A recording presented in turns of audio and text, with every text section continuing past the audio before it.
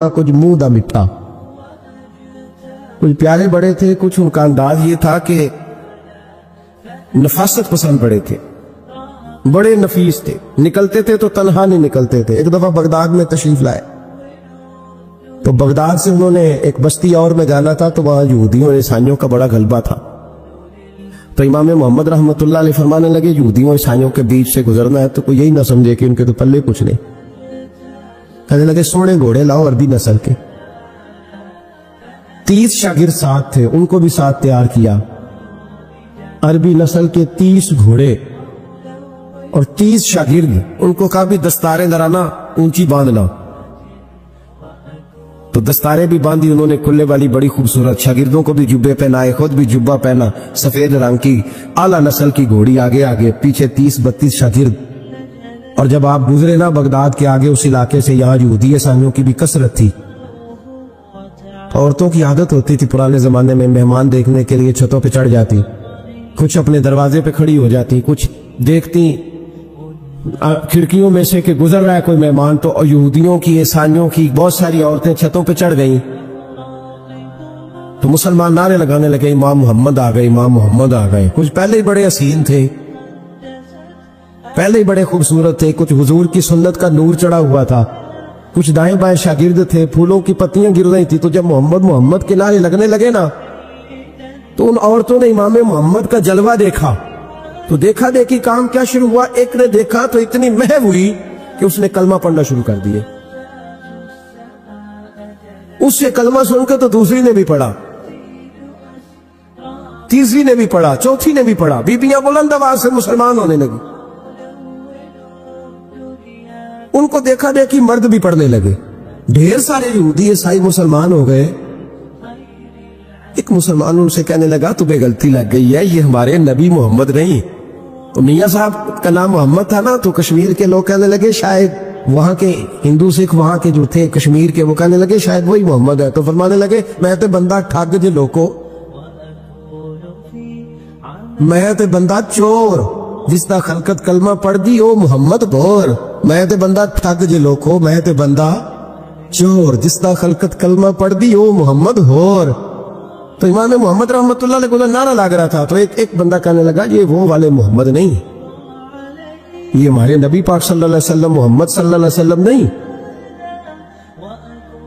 یہ وہ نہیں، یہ تو ہمارے ایک امام ہے امام محمد، وہ والے نہیں۔ اب وہ کچھ لوگ چپ تھے، کچھ سوچ رہے تھے، کچھ بات کر رہے تھے، تو ایک بوڑھی اماں اپنے انداز میں بیچ میں سے بولی، کہنے لگی چل بیٹا چھوڑ، ہمیں پڑھنے دے کلمہ۔ اگر مسلمانوں کے چھوٹے سے محمد کا یہ حال ہے تو بڑے محمد کا کیا حال ہے؟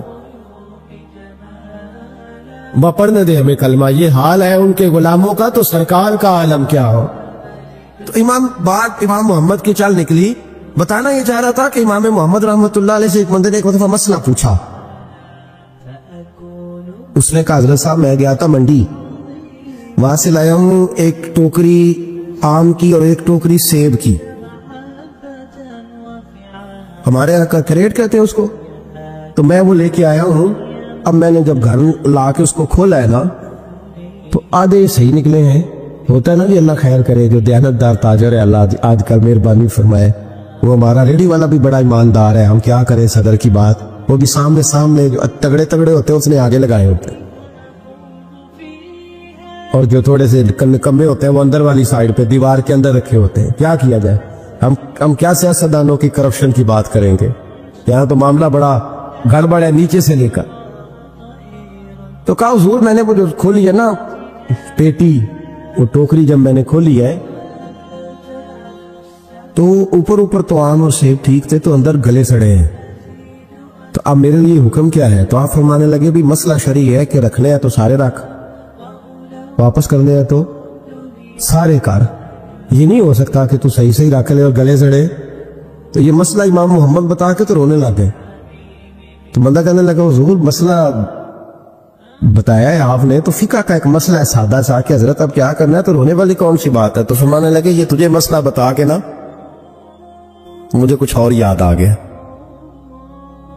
آپ کو کیا یاد آیا ہے؟ فرمانے لگے میں بھی عرض کروں گا، مولا امام اعظم کے پاس بیٹھا ہوں، معروف کرخی سری سکتی جنید بغدادی ان سارے درویشوں کے پاس رہا ہوں. میں بھی بیٹھا ہوتا تھا اس محفل میں جس میں یہ ہوتے تھے اگر جنت میں بھیجنے ہیں تو سارے بھیج. یہ نہیں ہو سکتا کہ گلے سڑے ادھر پھینک دے اور اچھے اچھے اٹھا کے لے جائے. ہم سارے مصطفیٰ کا کلمہ پڑھنے والے, سب کو کہا یا ایھا الذین آمنوا, ہم سب کا اکٹھا لا. ان لوگوں کی جو محبت ہے نا وہ فائدہ دے. خواجہ فرید الدین مسعود گنج شکر رحمت اللہ تعالیٰ علیہ کہنے لگے نظام تجھے آئے ہوئے بڑے دن ہو گئے, جا یار چکر لگایا. فرماتے میں پیدل گیا تو مجھے جانے میں کئی مہینے کئی ہفتے لگے. میں دلی پہنچا اور اپنے گھر کا ایک چکر لگایا, اوپر سے چکر لگا کے تو پھر پاک پتن کے رستے میں چل پڑا. کہتے ہیں واپس پہنچا تو حضرت بابا فرید صاحب رحمت اللہ علیہ نے دن گنے ہوئے تھے. کہنے لگے یار اتنے ٹائم میں تو واپس آیا ہے نا, اتنا ٹائم تو آنے جانے پہ لگتا ہے. کہ غریب نواز محسوس نہ فرمائیے گا, آپ نے کہا تھا چکر لگایا تو حضور میں ایک چکر ہی لگایا ہے, پھر میں واپس آ گیا ہوں. بات ہی چکر کی ہوئی تھی. خود دیکھے نا نبی پاک صلی اللہ علیہ وسلم نے فرمایا ابو ہریرہ کوئی کام بھی کیا کر یار, یہی بیٹھا رہتا ہے. اس کی حضور صحیح ہے. اٹھے, سامنے ایک ستون تھا اس کے پیچھے سے ہو کے نا واپس آ گئے. تو حضور نے فرمایا گئے نہیں. کہ حضور نے آپ نے فرمایا تھا جایا آیا کر, گیا ہوں پر میرا دل ہی نہیں لگا. بھئی تو یہاں سے ہو کے واپس آ گیا, کہیں جانا تو تھا نا, یہیں سے ہو کے. تو ان لوگوں کے صالحین کی محبت کے راستے میں کوئی چیز رکاوٹ نہیں بنی. ہمارے ہاں چیزیں رکاوٹ بنتی ہیں اپنے اولیاء اللہ سے, صوفیاء سے, بزرگان دین سے, رب کریم کے بندوں سے, داتا علی اجمیری سے, خواجہ اجمیری سے.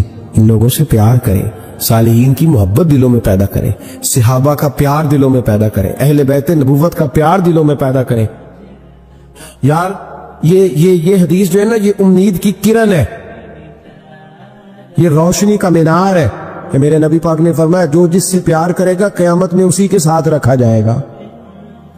یہ صحیح بخاری کی حدیث ہے, المرء مع من احبہ. اور یہ جو مع ہے نا اس کا معنی ہے ساتھ رہنا. مع اللہ, مع یعنی بما, یعنی اس کے ساتھ. المرء مع من احبہ, جو جس سے محبت کرے گا قیامت میں اسی کے اس کی معیت میں رکھا جائے. لیکن ہمارے یہاں نا کرامتے, میرے جیسے شخص جب بھی کرامت سناتا ہے کہتا ہے میرے حضرت صاحب کا مجھ سے بڑا پیار. بھئی وہ تو پیار کریں گے, وہ تو برکھا ہے, وہ تو رحمت کا سایہ ہے, وہ تو سائبان ہے, تو بازو کھلے ہوئے. تو بتا تیرے اپنے دل کا حال کیا ہے. حضرت حرم بن حیان رحمت اللہ تعالیٰ علیہ فرماتے میں حضرت اویس کرنی کو ڈھونڈنے چل پڑا. ڈھونڈنے بھی اسے نکلا جسے کسی نے نہیں ڈھونڈا اور جو کبھی کسی کو نہیں ملے. حضرت اویس کرنی, یہ فکرہ کسی درویش نے نا حضرت اویس کرنی کے لیے کہا. یہ فکرہ پورا فیٹونی پہ آتا ہے. اسی کسی دے کوئی نہیں جلا دے تے نہ کوئی ساڈا دردی, کوئی جرانہ نہیں, کوئی دوستانہ نہیں. حضرت اویس کرنی کا مزار بھی کنفرم نہیں کہ کدھر ہے. بس اسی کسی دے کچھ نہیں لگ دے, کیا ضرورت ہے. بس ٹھیک ہے, اپنا جو ہے انداز سارے زمانے سے علیحدہ کر کے رکھا انہوں, علیحدہ, الگ تھلگ. تو حضرت خواجہ اویس کرنی کو ڈھونڈتے ڈھونڈتے کہتے ہیں میں گیا کرن گیا. حرم بھی نہیں, داتا صاحب نے اس کو لکھا ہے. فرماتے میں گیا تو مجھے لوگوں نے کہا وہ تو آج کرنے چلے گئے. کہتے جب میں مکے گیا تو میں نے لوگوں سے پوچھا اویس کرنی آئے تھے, کہنے لگے ہم تو نہیں جانتے. یہ تو میرے جیسے لوگ ہوتے ہیں نا, ان کی تصویریں زیادہ نکلتی ہیں تو جن کی ویڈیو زیادہ ہوتی ہے تو لوگ زیادہ جاننے لگتے ہیں, ورنہ رب کریم کے بندے تو چھپے ہوئے, چکر میں پڑے ہی نہیں. کون اویس کرنی؟ تو انہوں نے کہا کہ حضرت اویس کرنی, چہرے پر برس کے داغ ہیں, کمزور سا وجود ہے, داڑھی زیادہ گھنی نہیں. جب حالات بتائے تو کہنے لگے اس طرح کا ایک شخص آیا تھا, اس نے طواف کیا تھا. پہلے بھی دنیا کرتی ہے پر جب اس نے کیا ہے نا تو اس کے طواف میں وہ خود بھی رویا ہے اور بھی بڑے روئے ہیں. وہ جب حجر اسود پہ آیا ہے تو رنگ بدلتا دیکھا ہے. کہا وہ کدھر گئے؟ کہنے لگے پورا نہیں پتا, اتنا ضرور خبر ہے کہ ان کے انداز بتاتے تھے کہ اب مدینے جائیں گے. جناب حرم بن حیان کہتے ہیں پھر میں مدینے گیا اور میں نے خواجہ اویس کو ڈھونڈا. میں نے کہا یار میں نے حضرت خواجہ اویس کرنی کو ملنا ہے, کسی نے بتایا ہے کہ وہ مدینہ شریف آئے. تو لوگ کہنے لگے ہم نہیں جانتے وہ کون ہے. لیکن نا دنیا جان گئی, دنیا میں بڑا کچھ ہو گیا, بائی نیم لوگ جاننے لگے, ہوٹلوں پہ پہچاننے لگے, سڑکوں پہ پہچاننے لگے. لیکن بات تو یہ ہے کہ جن کو پہچاننا چاہیے اگر وہ پہچان لیں پھر تو بڑی بات ہے. پھر تو بڑی بات ہے، لیکن اگر وہاں ہی پہچان نہ ہو سکے تو پھر تو معاملہ بڑا الگ سا ہے نا۔